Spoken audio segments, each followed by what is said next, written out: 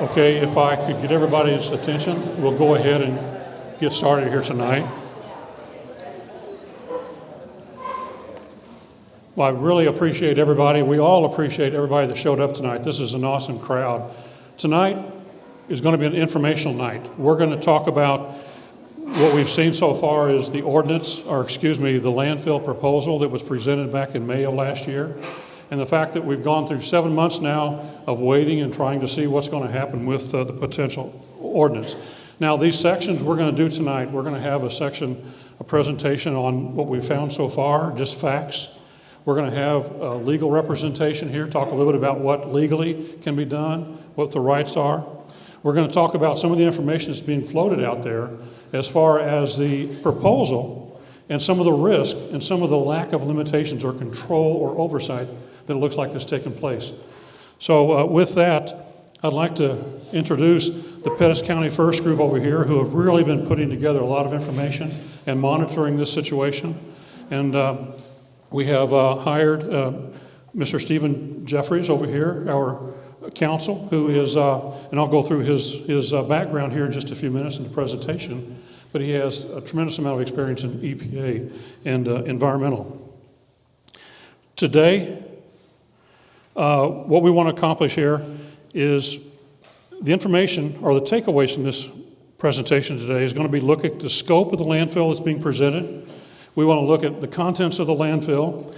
We're going to talk about what the developers have been stating out there publicly and what we're trying to accomplish. We're going to talk about an ordinance and the possibility there. And before we get too far along here, I want to make out a very quick point. We're not talking about zoning. We're talking about a very specific ordinance that really lets us have local oversight of the size and complexity of landfills. And as we go through this presentation, you'll see some pretty startling facts. And along with that, another side comment that I've noticed is that there's an ordinance on septic systems for your lot and your house. Okay? That's not zoning. If we're going to regulate what you can put at your house, why is it that we can't look at an ordinance that's going to cover landfills, huge landfills, that has huge consequences for the Midwest? And you'll see that in the presentation here also. So today, like I said, it's going to be primarily information. At the end, we'll have a question and answer session and try to answer as many questions, and we're going to keep this all very upbeat. We're going to try to make sure there's no comments such as rumors and all this other stuff. Let's just keep it very straightforward.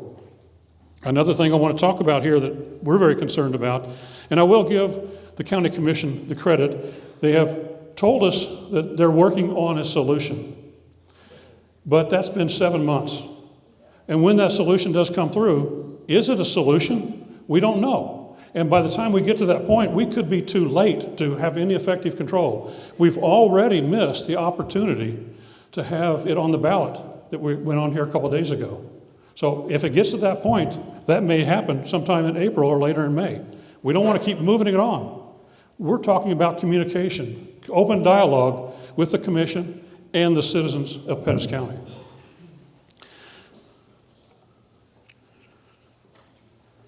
So as we go through here, Pettis County First. What is Pettis County First? We're a group of concerned citizens that are requesting a landfill ordinance. You can see that right now, there's a proposal on the books right now for 628 acres for this land site. Now, it's being told to us 95 acres is for the landfill.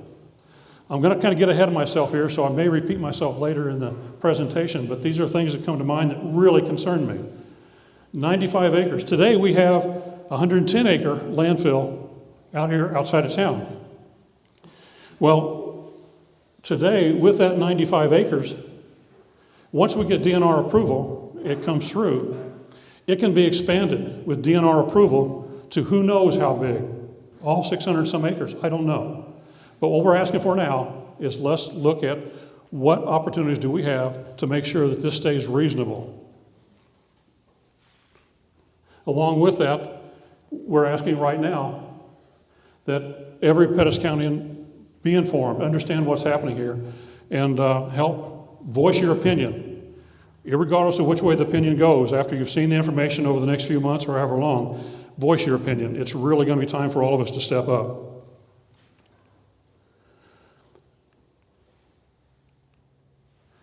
And I'm sure you all have seen this billboard out in the community, out on Highway 50. This was supported, this is from Farm Bureau. They've actually put that up and funded that for the group. Right now, Pettis County has a trash mountain out on Highway 50. Many people call that Mount Sedalia. And you can see that's growing as time goes on. We're being told it's got 10 years of life. That depends on how quickly they fill it up and how long that 10 years will last.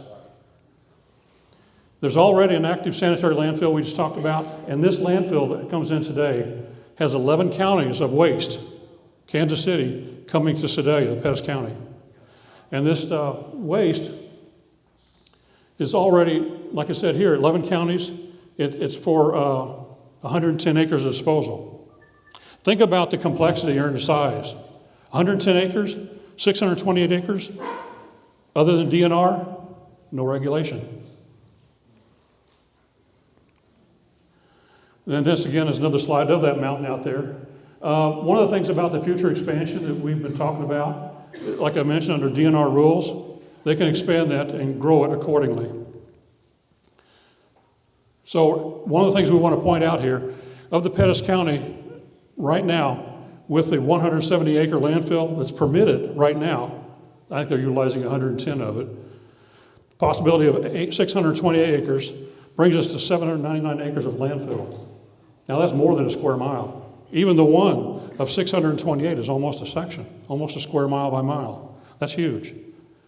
It can be any size. It can be 95 acres, or it could be higher. Now, as a side comment, if it's truly 95 acres, and it is recycling, we all want recycling. We all want to promote that. But if it's truly 95 acres, why would anybody oppose an ordinance? If they're true to their word, why oppose it? We're going to need landfill. That's coming. There's no doubt about it. We just don't need everybody else's trash. Okay? So that's what we're going with this. How much trash is coming in? 18-wheelers coming down right now, Highway 50. These trucks from 11 counties. I haven't counted the number of trucks. I've heard people talk about 60-plus trucks a day coming in and out on some of the comments. Now, logic tells me, just from economics and little background I've got with big businesses, if you're going to spend that much money on that much acreage, and you're just going to duplicate the landfill that's already there, that doesn't make sense to me. So we want to know what's really going on here. So that's the multi-trailers. Of course, many of you have seen these hay bales out there in the community. I think they're really awesome. They really look good out there. What I want to talk about here is water purity that is threatened. Okay. There's wells out there. They're going to do sanitary wells to check it. There's wells being drilled right now to see if this area is feasible or not. They're going full bore. We're not doing anything. So they're moving ahead pretty rapidly. The thing about the water purity is all of these test sites that they're going to put around the perimeter, that tells you got a problem. No, that will tell you you've already got a problem. It's not going to prevent it. It means you might as well move or do something different because your water is going to be contaminated. They're not going to be able to back it off, especially if something of the magnitude and size we're talking about. Property values. It's been noted the property values decrease 15 or 12 to 15%. That's from the Free Library Compact Impact of Toxic Waste. Air quality is going to be threatened. I don't know about you all, but I've gone into Menards about 3 weeks ago when the last cold front came through. And I walked out there and going into Menards, it about knocked me over. And I thought, whoa, because I haven't been around that area. If you get wind coming in from the west or northwest, I really feel bad for all the restaurants because their porches, their outside dining, there's no way. Not with that smell coming through. That's 95 acres. That's not 628. That's 95. The future of Sedalia is at risk. The point I want to make here on the future of Sedalia, it says Sedalia, Pettis County, is the fact that what we do now, it'll be 10 years before you see it really impact us, okay? But our kids, our grandkids, they're going to live with it. They're going to live with Mount Sedalia. They're going to live with Mount Dresden. They're going to live with Mount Lamont. Now, you can put up trees, you can put up fences. How many fences and trees do you think is going to cover Mount Sedalia today? I mean, logically. We've already seen trucks overturn at Warrensburg. This happened a month or so ago. One truck turning over, hitting one of the waterways or getting into some of the water streams. Who knows what's on it? Who knows where it came from? We won't have any ability to affect that. And these are more pictures of the crash that happened. Oh, and back to this one, safety and maintenance. If we provide an ordinance and develop an ordinance, there can be revenue built into the ordinance that would help support the roads. There could be monies put in there so that Pettis County can have a waste district within its own county to maintain, to make sure it's being done. It's already been told to us by Missouri DNR that there's not enough inspectors to stay current, stay on top of it. They're hurting for manpower just like everybody else is. So they're behind. And if they're behind and not keeping track of it, not able to check it, and we have no oversight at all here in Pettis County, what happens? We have talked about Pettis County. The commissioners, in all due respect, I believe they're trying. I've been in a position similar to theirs before, and I know how difficult and trying it can be. You can only share so much information, but you need to share something. You need to keep this moving along. That way everybody's on the same page and everybody's on the same agreement. What needs to happen? There is a law on the books today that expressly gives the counties the authority to enact a solid waste ordinance. Solid waste ordinance, not county zoning. I'm going to say that again because I keep hearing that over and over again. It's just a diversion. It's something to throw you off key. Let's kick it down the road a little bit. We need to keep things moving. We need to work together. But it says nothing in section 220 can usurp the legal rights of a city or county for adopting or enforcing local ordinances, rules, regulations, or standards for storage. They have the right. They have the authority. They have the responsibility. And that's what we need to make sure. Now, this is where it's going to get really good. And this is the part that really gets my attention. If you look at it right now, based upon our review of the waste industry publication, it appears that Missouri may well be focused for more future landfill location efforts. It's from the Waste Today magazine.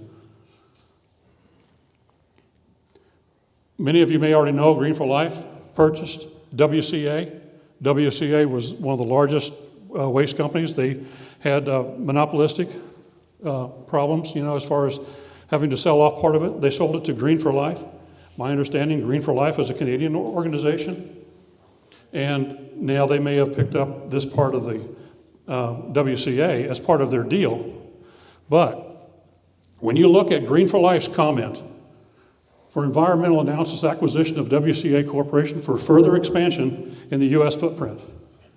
Okay, Waste Corporation has established a regional platform with a growing footprint across the Midwest and Southeast U.S., including key markets, Texas, Missouri, Florida, to generate annualized revenue of $400. Okay, this acquisition further expands their geographical reach, an opportunity to extend the geographical reach into the Midwest, Southeast, and through a network of vertically integrated assets. Big words. That means build bigger where you're already at. It doesn't mean spread out. It means build it up. They're here. They're already here. With a strong regional market presence in the state of Texas, Florida, and Missouri. When you put together what we're being told, 95 acres, we're being told recycling. They're talking about a pulp mill, I believe, at some point, all around this 600 some acres. That can change. What happens when the current organization decides to sell that off, or this rights off to somebody else, another corporation? There's no limitation. 95 acres approved, and as stated before, and our legal counsel can help explain it further. Once you get DNR approval, you go back to DNR approval, and as long as you're passing the geographical studies, you can expand it. So whatever they say today might be their true intent. Help us write the ordinance. Let's keep it in that framework. Let's just don't let this be open-ended. Here it is, folks. This is the true part about what we're trying to accomplish right here. I know my kids are not in the Sedalia area anymore because of economics, other things. I would love to have them here. But we need to keep developing this land here in Pettis County so that we can continue to have our kids here in our district, in our area, and not be pushed out, not only for economics, but because of the environment. You drive down into Sedalia, I can see it 10, 15 years from now. Drive into Highway 50. Okay, there's Mount Lamont, there's Mount Dresden, there's Mount Sedalia. Yeah, I want to live there. I mean, so with that said, our key focus here is the future. Many of us won't be around when that future arrives, but they will be. There's the Interstate Commerce Clause by each county, or by the Fed. And in this clause, basically restricts flow and outflow of solid waste. Now, I'll let our council explain this further as we go through here, but what this tells me is we're not saying we can't have a landfill. We can't say that we can restrict landfill. We can't because of interstate commerce. But we can regulate size, what's being put into landfill, and where that landfill is located. Now, that landfill can go anywhere in Pettis County. I believe there's 22, 23 sites that have been targeted as a potential place for the landfill. If it doesn't go west, it could go east, it could go south. It could get into the watershed, it could be anywhere. As long as DNR approves it, it's a done deal. So we need to protect Sedalia and Pettis County. We want to work with the commissioners to develop a workable solution. Yes, we need the commerce, we have the industry. We need to make sure that we continue to work with them to develop a good ordinance that will help preserve our future, preserve the beautiful land that we have here in Pettis County. Really would like everybody, as much as possible, contact the commissioners, express your concern. Don't throw out, vague comments or anything else. Just say, look, we're concerned. Let's get on this. Let's work together and try to figure out how we can accomplish this. Obviously, I think most everybody knows our commissioners, Jim Markham, David Dick, and Israel Baez.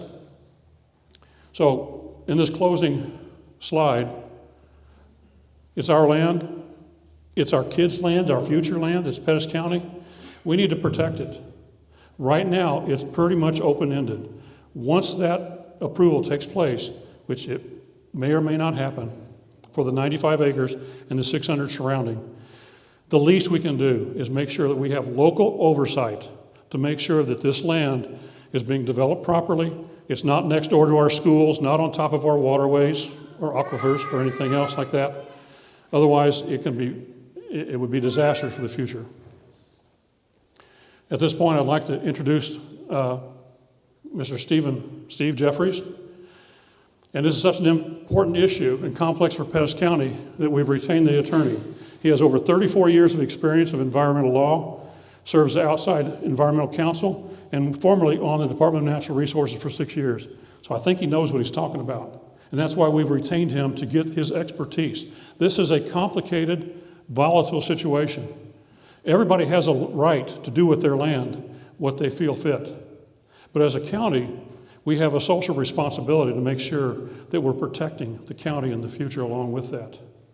So with that, I believe we're ready for more Steve.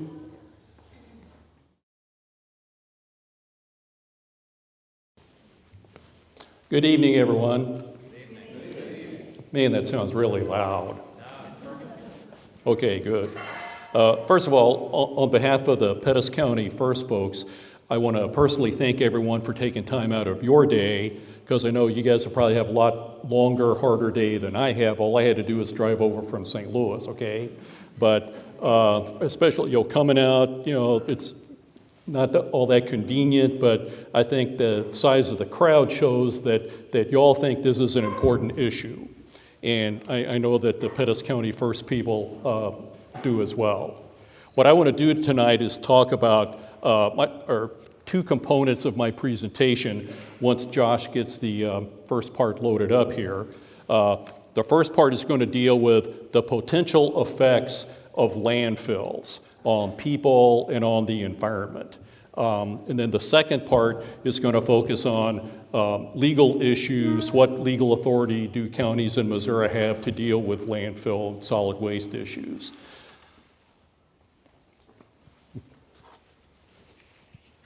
First of all, the slide, I'm going to click through some of these. The potential effects of landfills. I know that in these times, with COVID and all this other stuff, people are really stressing the need that you need to make decisions based on science. So what I want to do is spend a few minutes and talk about the potential effects of landfills based upon science. And what I did was review several what are called epidemiological studies. These are done by research scientists all over the world about different effects that landfills can have. And I brought hard copies of these if anyone wanted to look at them, or there's also a sign-up sheet over on the table if anyone wants a hard copy or an emailed copy of anything, or if you want copies of the slides that Mark and I are talking about tonight. Just sign up on the yellow pad and someone will be glad to email it to you.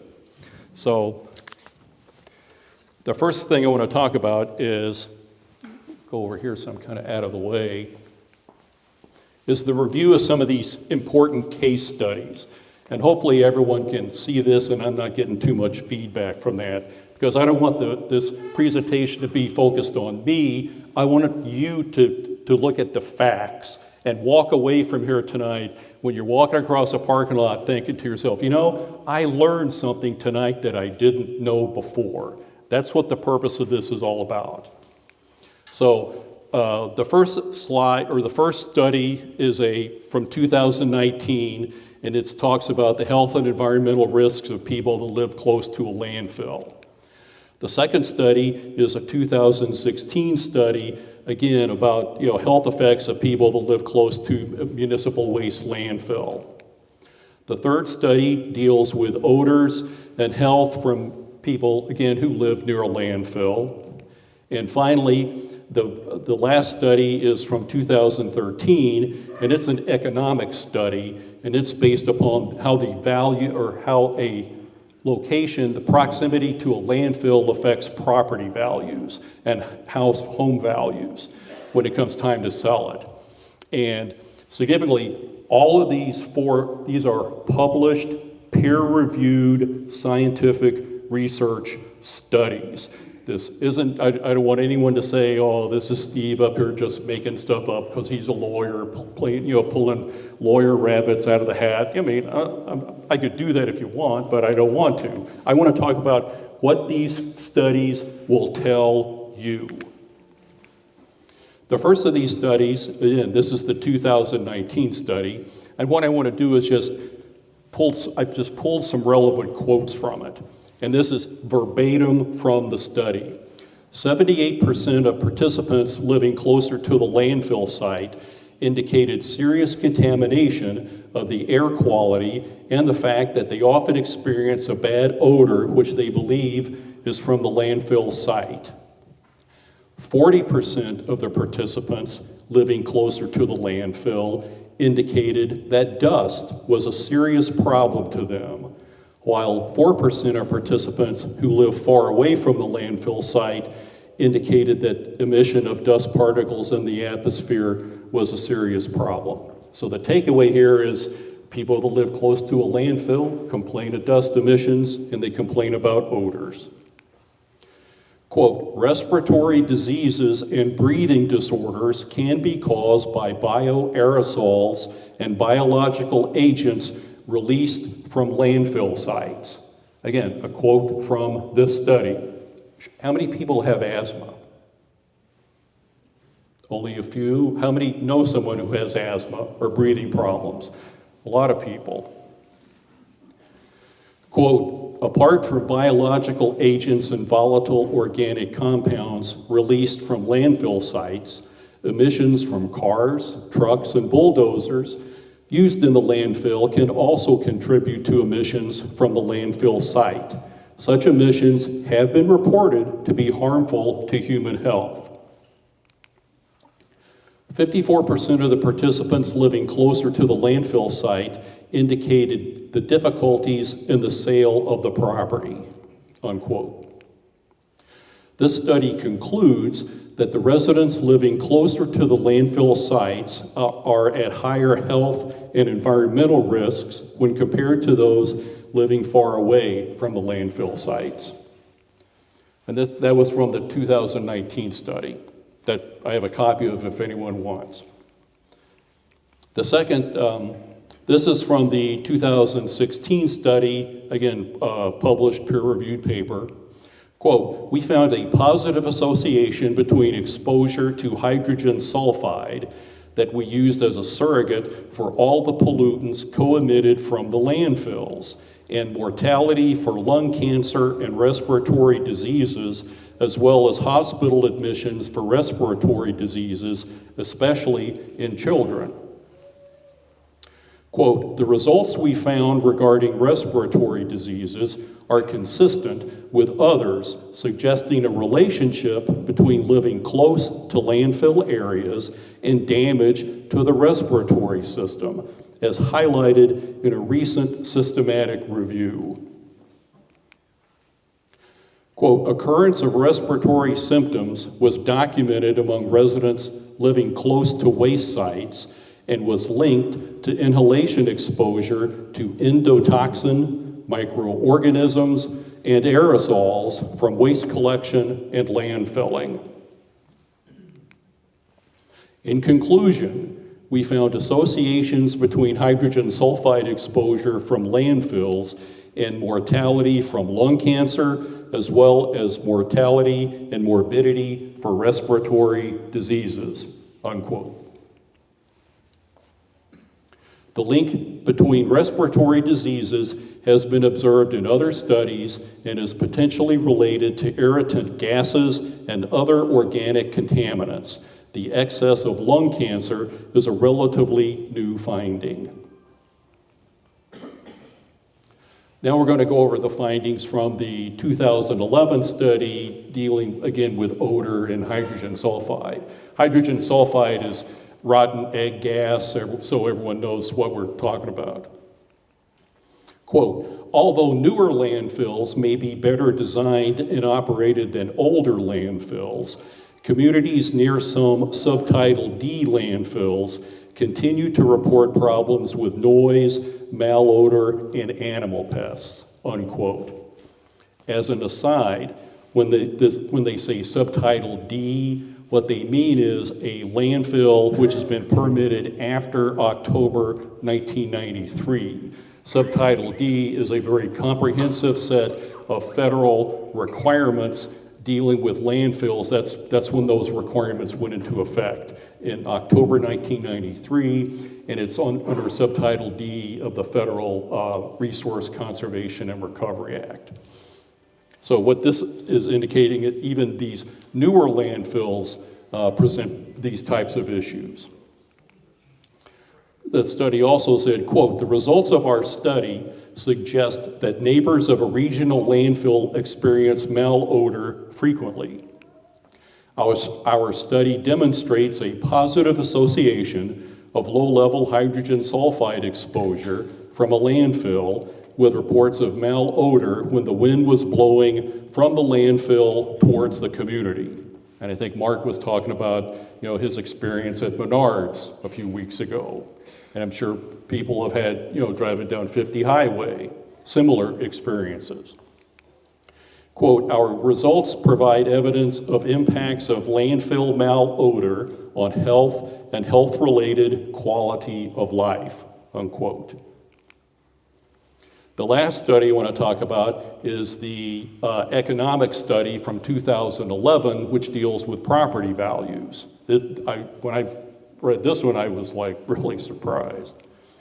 Quote, it's interesting that the impact of landfill sites on house prices appears to endure over periods in excess of 20 years after closure of the landfill. So if a landfill is in operation for 30 years, that's 20 years beyond that. Quote, results also suggest that the discernible impact of active and historical landfill sites on house prices extends over a different geographical range, up to 3 kilometers for active landfill sites and up to 1 kilometer for historical landfill sites. Importantly, historical landfill sites continue to depress property prices more than 20 years after their closure.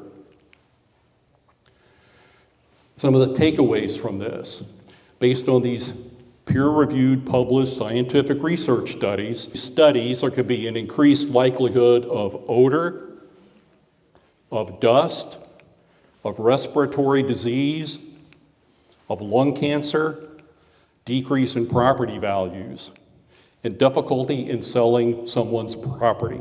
These aren't, as Mark illustrated in the Pettis County first presentation, what some of the concerns were by the group, in terms of property values, health impacts, environmental impacts. I think the takeaway here is these research studies totally confirm those points and validates why those are legitimate concerns. So this is a good time for a brief break.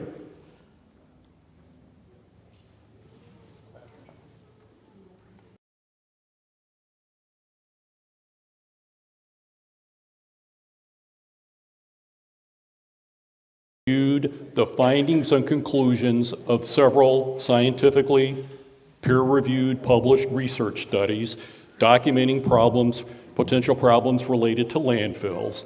Let's just spend a few minutes now and look at what provisions are there in Missouri law that enable or that authorize a county to deal with situations like this. Who would like to learn some more tonight? Okay. Let's, as they say on TV, let's get after it. I want to talk about 2 issues here. One is what's called environmental justice. Maybe some folks have heard of that, maybe some folks haven't. If you haven't, you'll learn a little bit more. And then also, what's the legal authority of a county commission in Missouri?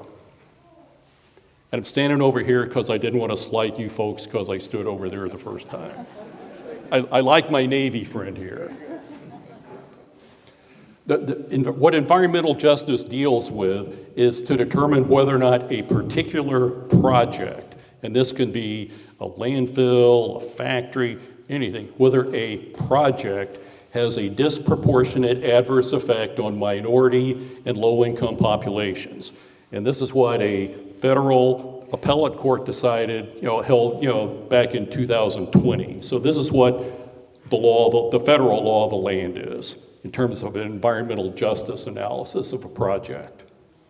And in order to determine if a particular project presents environmental justice concerns, the way to look at that, the way it's reviewed, is the U.S. Environmental Protection Agency has a computer modeling program on their website that's publicly available. And it's called the EJ Screen, Environmental Justice Screen. And according to EPA, EJS Screen is an environmental justice mapping and screening tool that provides EPA with a nationally consistent data set and approach for combining environmental and demographic indicators.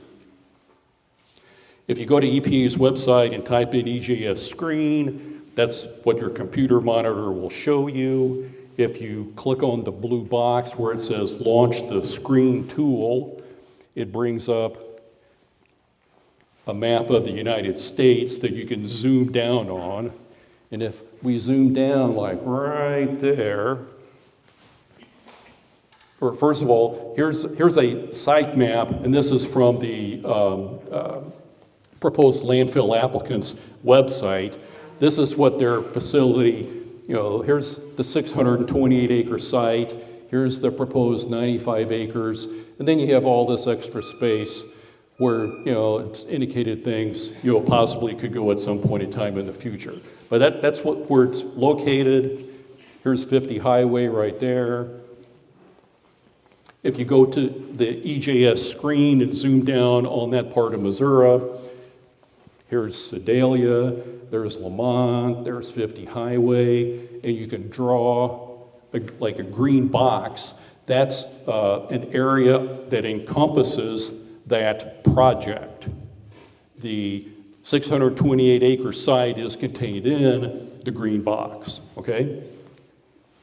So the way this EJS screen works is EPA has data for populations. It's all census driven. Everyone, you remember filling out your like US Census report? There's like 20, 30 pages, and you wonder who on earth would possibly use this information. Well, EPA uses that information. And what they do for the area within that green box, you can draw this green box any part of the country, okay?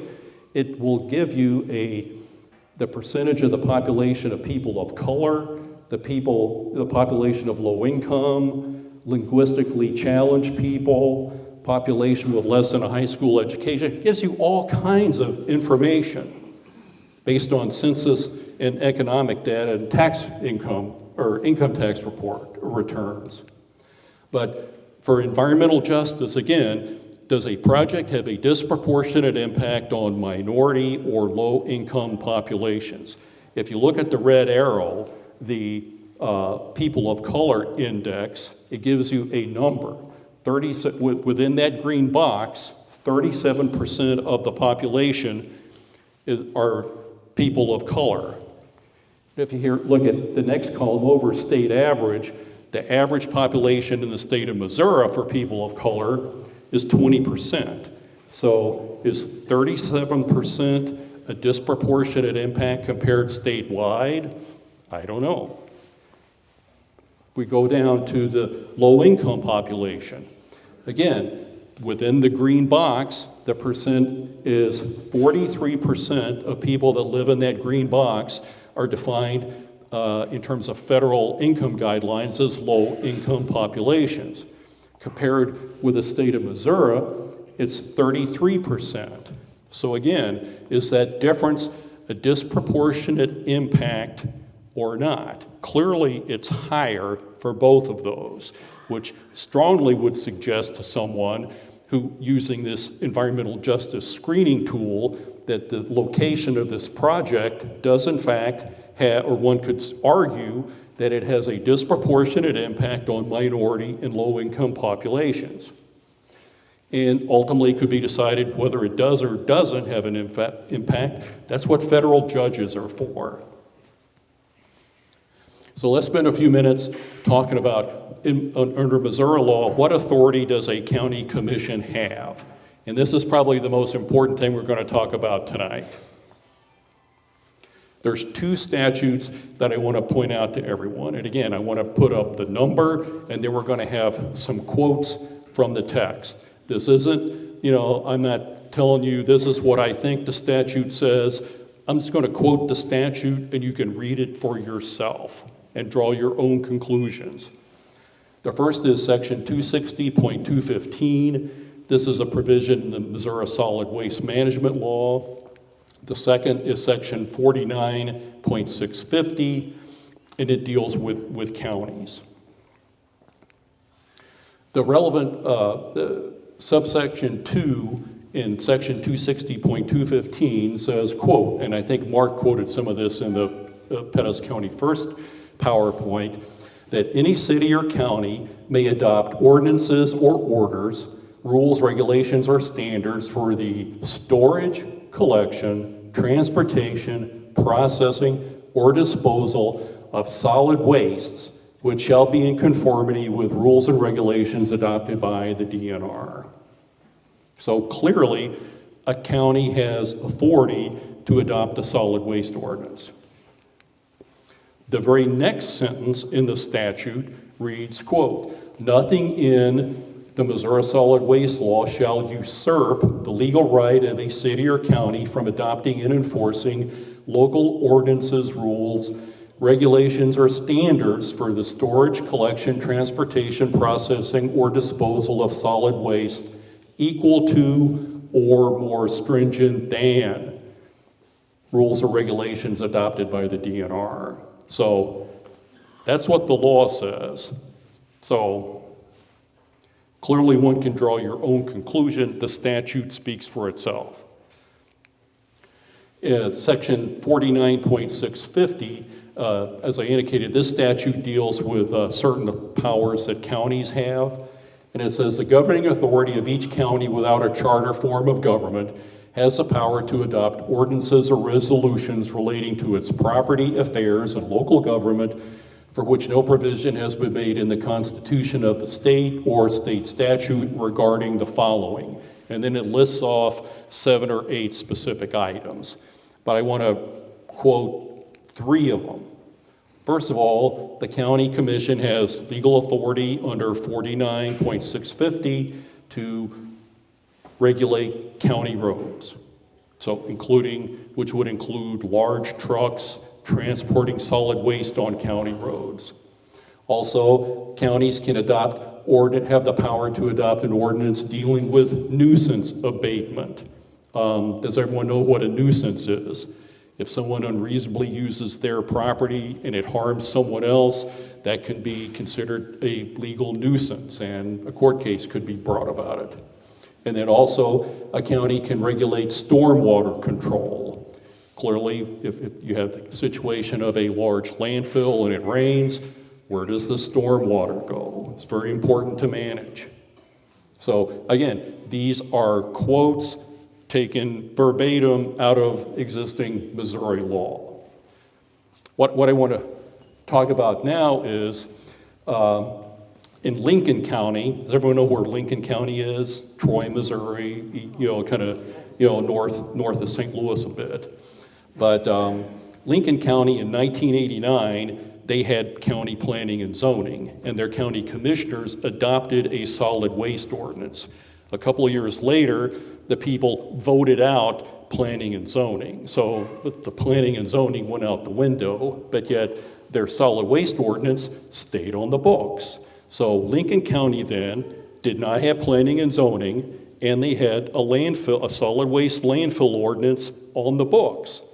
So there was a development company wanted to come in and site a landfill, and they didn't like the county's solid waste ordinance. So they filed a lawsuit saying, hey, county, you don't have legal authority to adopt your landfill ordinance. So court, throw this out and let us build our big landfill in Lincoln County. So the county defended itself, and the case ultimately ended up at the Missouri Court of Appeals. So there was a trial held, the trial judge ruled, then it goes up on appeal to the Court of Appeals. And because Lincoln County is in the part of Missouri by St. Louis, it went to the Eastern District Court of Appeals. And this is a copy of the opinion. And that's a citation if anyone knows how to look up legal citations on the internet, or if you want a copy of the case, write your name down on the yellow pad. I'll be glad to email you a hard copy of it. Here's a quote from the opinion. This is essentially what I just said. In December '89, their commission adopted their solid waste disposal ordinance. It provided rules, regulations, standards, and licensing for the location, storage, collection, transportation, processing, and disposal of solid waste. The order explained no solid waste or special waste landfill can be located within a quarter of a mile of any occupied residence without the written consent of the owner. So apparently that was a provision that they didn't like. In November 90 and then 96 and 99, actually it was 3 times, the voters, the people in Lincoln County rejected planning and zoning. We don't want planning and zoning here. We want to live in the country. We don't want to deal with that stuff. So it's clear that Lincoln County did not have any planning and zoning, but yet they still had their landfill ordinance. So the Court of Appeals, in addressing the legal question, what authority does the Lincoln County Commission have? And they said, a county, and this is a quote from, I cut and pasted this from the court opinion, okay? That's why it's a different color. Quote, a county may regulate the storage, collection, transportation, processing, or disposal of solid waste. And then it quotes Section 260, 215.2 as the authority for that. And that's a statute that I just read a few minutes ago. The county, and the court goes on to say, the county's broad regulatory powers permitted to regulate every aspect of the solid waste management process, from the initial collection of solid waste to its final disposal. To allow a county to regulate the processing, storage, and every other aspect of solid waste, but not the location of the storage facilities, would be unreasonable and would circumvent the intent of the legislature in passing the statute. We hold that under section 260.215.2, a county is permitted to pass ordinances regulating the location of solid waste management facilities, unquote. And this case is still good law. It's never been overturned. It's never been reversed by any other case, so it's the law. And that's what the law says. So that's the end of my presentation, but before I open up to questions, I just want to make a couple comments. Like Mark had indicated earlier, you know, I've just heard information from different folks that, about zoning. I think there was an article in the paper today and an editorial a couple of days ago that mentioned the word zoning. What the Pettis County First people are talking about has absolutely nothing to do with zoning. I mean, everyone saw and everyone read on the screen the language in the state statutes that clearly give a county commission certain powers. And that has nothing to do with zoning. Zoning is totally different. They could probably have, if there was county planning and zoning, you could probably have a zoning ordinance and accomplish the same thing, but under 260.215 and 49.650, you don't have to, because they already have that power. So again, I just want everyone to walk out of here tonight thinking, you know, this has nothing to do with zoning. Zoning, I think Mark used the word a diversion, and I don't necessarily know that it's a diversion. It's my impression that the commission is seriously considering and studying this issue and trying to work through a solution, and my hat is off to them to do that. But I think it's important for you, the members of the public, to make your opinions known to them, as you have the authority and we feel you need to do something, and, you know, act accordingly. And again, I also read in the paper, and I've heard, you know, various points in time, this is the notion of property rights, okay? I think in the United States, clearly a person who owns property has legal righs to do on his or her property what they want to do on their property. That's why they have it, okay? But so that person clearly has certain property rights. But the question I want to pose is, what about the property rights of the folks who live across the road? What about the property rights of the folks who live down the road? What about the property rights of the people who live downwind? Don't those people have property rights too? And again, I mentioned a few moments ago that the legal term nuisance. What a nuisance, you know, the legal, if I have to play lawyer just for a couple minutes, okay, so bear with me, okay? The legal definition of a nuisance is when someone makes an unreasonable use of their property and it harms someone else, okay? So this whole concept of a nuisance recognizes two things. First, that a property owner has certain property rights to do what you want with your property. But at the same time, it recognizes the property rights of all of your neighbors. And you can't do anything on your property that's going to harm your neighbors. Okay? That's what the law of nuisance does. So that's why this case has absolutely nothing to do with property rights. Property rights in zoning are just, as Mark would use the term, diversions. Okay? So again, before we wrap, as I wrap this up, what My personal hope would be tomorrow, when you all go back to your homes and you're sitting around your kitchen table and you're talking about the meeting that you went to last night, and you know, you say to your wife, or you say to your husband, or you say to your kids, or your kids say to your parents, you know, I actually learned something last night. And I feel that this is an important issue, and mom or dad or husband or wife, I think we should do something about it. I think we should contact the commissioners and tell them this is an important issue to us, and we want you to do something about it. So at that point, I'll turn it over to Mark, and if anyone has any questions. Thank you.